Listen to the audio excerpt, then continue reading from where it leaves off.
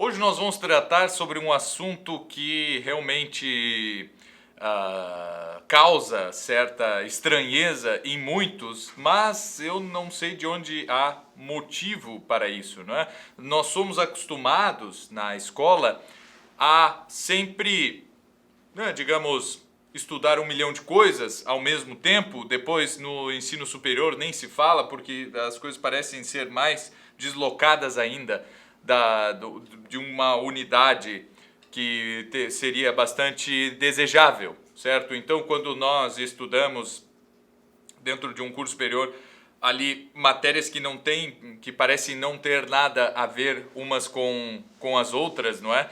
E às vezes nos causa estranheza e nos apresenta um certo número de dificuldades, certo? E há disciplinas que realmente parecem não ter nada a ver umas com as outras, não é? E quando poderia existir uma unidade em certas disciplinas, parece que propositalmente essa unidade deixa de existir. Por exemplo, na escola nós temos lá uma disciplina de literatura, uma de história, e normalmente o período que se estuda em literatura é diferente do período que se está estudando em história, e quem dirá se formos para aula de artes, quando há algum tipo de história da arte dentro dessa matéria na escola, também, não é? Se estuda outra coisa e tal. E lá na geografia se está estudando, por exemplo, o relevo no Brasil, em história se está estudando Grécia Antiga, na literatura estuda-se o período romântico da literatura brasileira, e assim vai, não é? Mesmo quando é possível uma unidade, nós não vemos essa unidade, nós não vemos nenhum esforço por se conseguir essa unidade nos estudos, certo?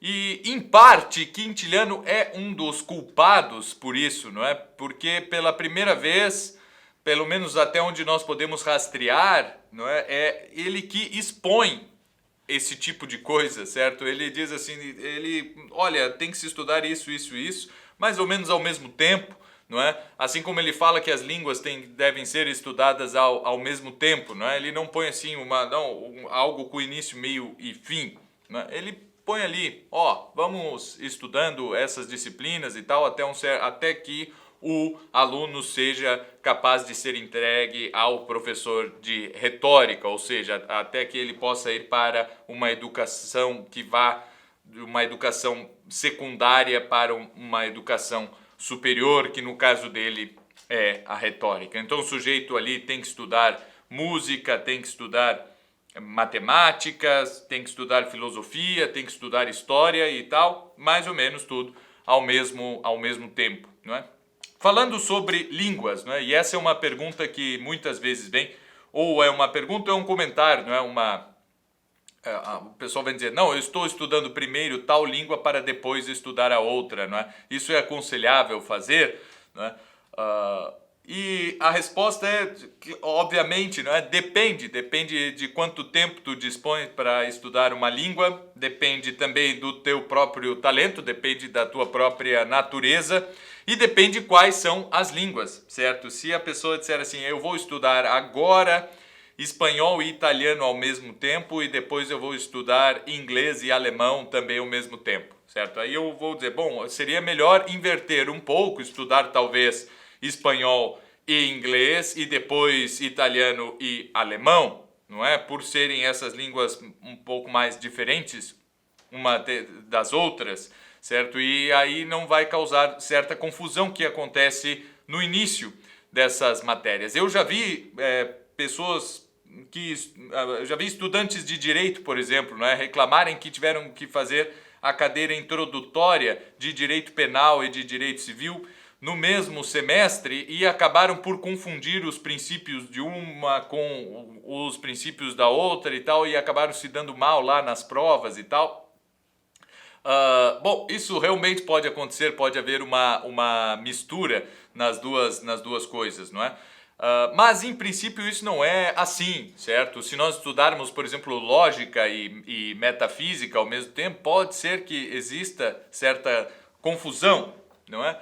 Mas Primeiro, não é? É sim possível estudar mais de uma coisa, e o Quintiliano ele inclusive diz que uma disciplina é o descanso da outra, não é que não adianta agora nós nos dedicarmos somente ao estudo da gramática, certo? E o sujeito vai ali aprender a língua e vai ficar lendo o mesmo livro, o mesmo poeta até que ele termine esses estudos. O Quintiliano tem uma noção que, olha, o aluno, o jovem, ele não tem condições de perceber todos os autores em toda a sua profundidade. Isso é algo, parece ser tão natural, mas ainda não é. Desde os tempos de Quintiliano, ele já era necessário dizer isso, né? O aluno ele vai ter que ler Homero e Virgílio, certo? Que são os autores que ele põe no início da educação, durante toda a vida, e cada época da vida ele vai percebendo, vai entendendo outras coisas, certo? Vai conseguindo fazer uma leitura mais elevada de todos aqueles poetas, não é? E isso também se aplica à matemática, isso também se aplica à filosofia, à história e todas as disciplinas, não é? Não se para de estudar nunca. Agora, e ele também não é? Então ele, por exemplo, ele hoje em dia, se nós aplicarmos isso ao Quintiliano, não é? Digamos que, obviamente, nós não queremos que os nossos alunos se tornem críticos literários renomados já aos 18 anos, não é? Quando saírem da escola, de tanta literatura que eles sabem com muita profundidade, até porque isso é materialmente impossível, não é? Não há maneira de se ler tudo o que é necessário, certo? E assim como nós temos talvez uma vontade de fazer com que os alunos saibam matemática a ponto de de estarem capacitados para fazer cálculos de uma complexidade enorme, coisa que só é exigida talvez de algum engenheiro, de um estatístico ou de um astronauta, ou coisa que o valha, não é? E nós temos hoje realmente uma quantidade de conteúdos muito grande na matemática, nós temos uma quantidade irrisória de conteúdos em disciplinas como história ou literatura, por exemplo. Nós focamos muito mal naquilo que deve ser aprendido em língua portuguesa, certo? Porque nós temos uma carga horária enorme para ensinar os jovens a escrever somente um tipo de texto, que é a maldita redação, para passar em provas de concursos, não é? Ou vestibular, ou qualquer concurso, é sempre o mesmo tipo de texto e tal. Ou seja, a coisa fica muito deslocada, não é? As disciplinas acabam, não é? A química, nossa, o pessoal precisa ver ali uma quantidade enorme de conteúdo e no fim não foca em nada, não aprende bem, não tem uma noção geral do que é a química e também não consegue focar nos rudimentos daquilo, certo? Nós passamos já, a partir da quinta série no ensino fundamental, a trabalharmos com equações e tal, né? Na sexta, sétima série, equações já de segundo grau. No ensino médio, já na oitava, nós já temos logaritmos e não sei o que, quando o sujeito não consegue fazer um cálculo de cabeça, certo, com centenas, porque não foi lhe dado tempo para isso, né? Já tem ali na quinta série, com 10 anos de idade, que idade excelente para treinarmos simplesmente as 4 operações mentalmente. Não é? Nós nunca fazemos isso, certo? É nessa idade que nós somos realmente capazes de fazer isso, né? De abstrair os números da melhor forma possível, e aí nós começamos a ensinar equações, né? Para quê? Não sei, né?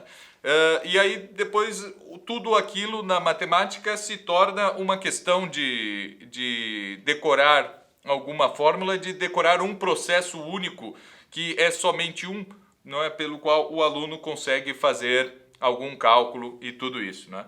Então, sim, né, Quintiliano está certo e esse não é um problema dos nossos currículos, não é?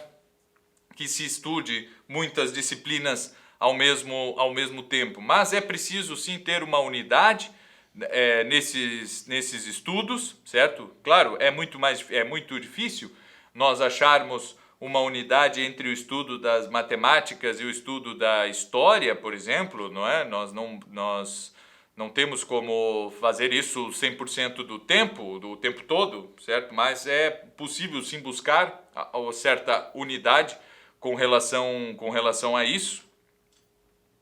Agora, o que também está mal, não é? É essa ideia de que nós temos um fim para chegar em detrimento de outras disciplinas, um fim em certa disciplina em detrimento das outras, né? E isso o Quintiliano é bem realista, não é? Quando ele diz que, olha, quem quiser isso, né? Quem quiser saber toda a disciplina, toda a matemática, todo o conhecimento matemático possível, todo o conhecimento da música possível, da filosofia e por aí, vai estar errado, certo? Porque não é na juventude que a gente alcança o ápice em qualquer uma das artes ou qualquer uma das ciências, ou seja lá o que for, mas é durante uma vida inteira. Mas nós só conseguiremos se aquele conhecimento for bem fundado durante a juventude, certo?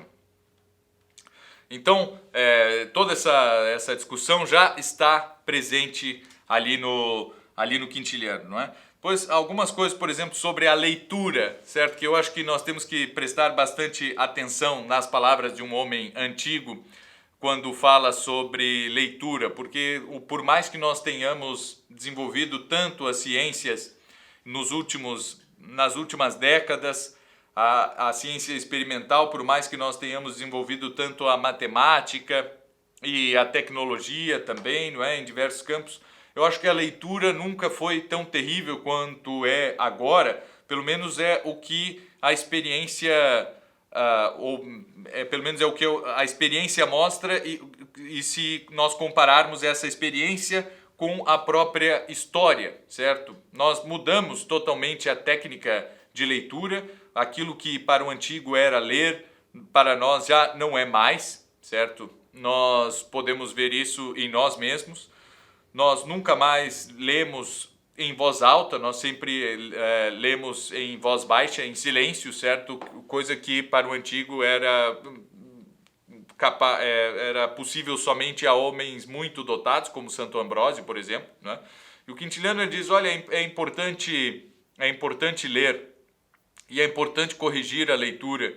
Isso por muito tempo, não é? Os alunos devem ler à frente do seu professor e esse deve corrigir desde a entonação das frases, não é? Cuidar para que ele esteja dizendo as coisas e esteja entendendo aquilo que lê, e isso se dá pela audição da entonação mesmo do texto, não é?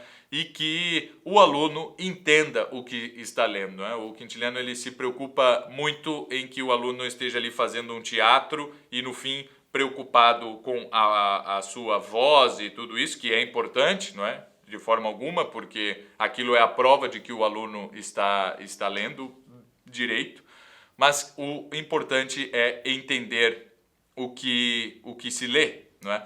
E entender, no sentido antigo, não é simplesmente assim conseguir reproduzir aquilo que se leu, não é?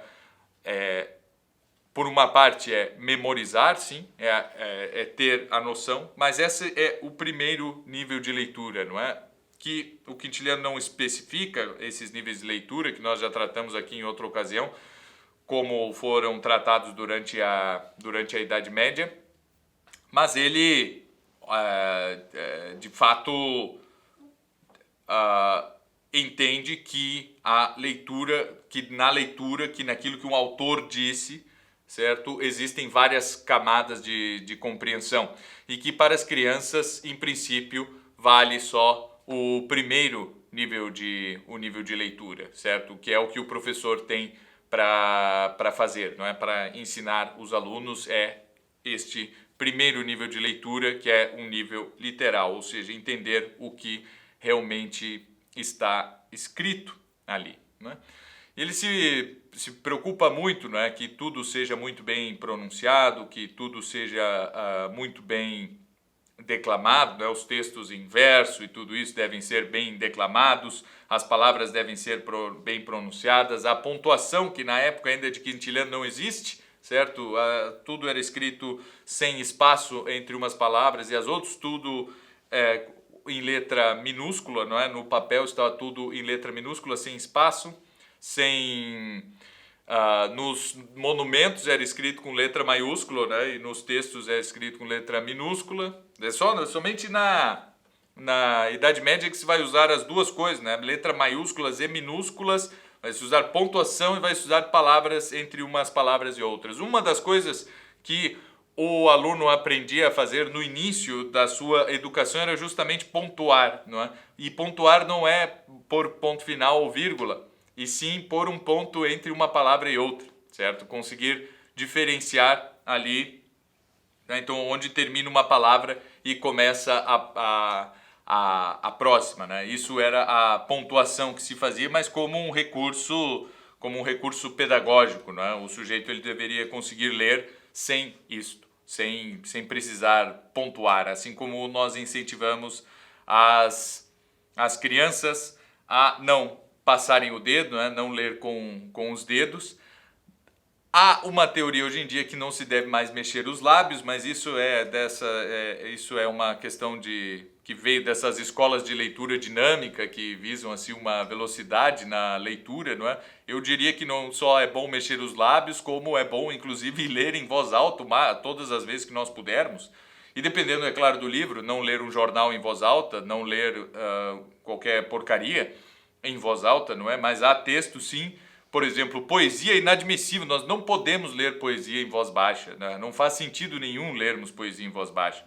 Poesia, ela é para ser lida, foi escrita para ser lida em voz alta, foi escrita para soar, não é? Um soneto, por exemplo. Soneto justamente é escrito para soar, daí vem o seu próprio nome, não é? E Quintiliano dá muita importância para isso, não é? Já sabe que é na leitura que se forma a linguagem, não é? É no contato, é a única forma que nós temos de ter contato com os melhores modelos da língua, não é? Que são os poetas, e é ali que se estuda a língua.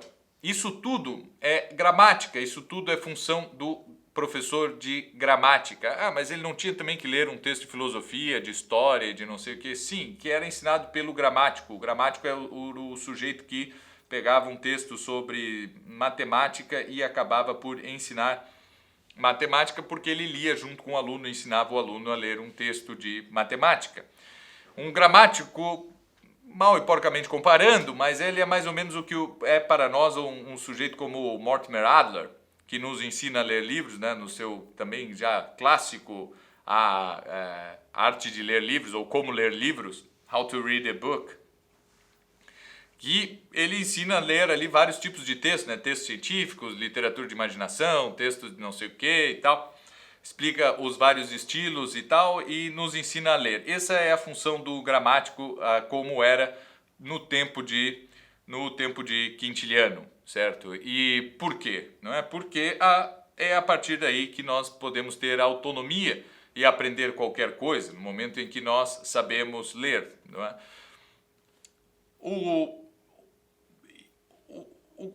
Tudo aquilo que nós podemos encontrar no Quintiliano, não é? Eu vou dizer isso mais uma vez, certo?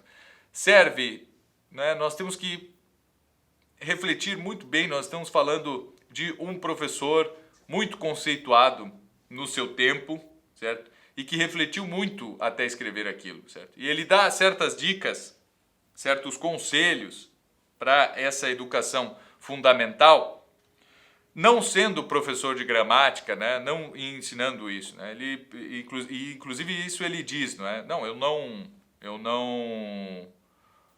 não sou professor de gramática, eu só estou aqui instruindo como os professores de gramática devem agir, não é? Para que quando chegarem na sua classe, certo? Na classe de retórica, que era o que ele ensinava, o pessoal já esteja bem preparado, não é? E nós temos sim, e é isso que eu quero dizer novamente, nós temos que ter aí em Quintiliano como alguém que expõe toda a gênese daquilo que nós concebemos por educação, e termos Quintiliano como o sujeito mais importante dentro da história da educação do Ocidente, porque os grandes pedagogos, até muito pouco tempo atrás, todos eles leram Quintiliano, seja e depois ou concordaram e aplicaram aquilo, certo? Como é o caso dos jesuítas, certo? Que baseavam toda a sua didática, toda a sua pedagogia em Quintiliano, ou discordavam, certo? Mas por um motivo ou outro. Agora, sem conhecer Quintiliano, nós não conseguimos compreender a gênese da educação no Ocidente.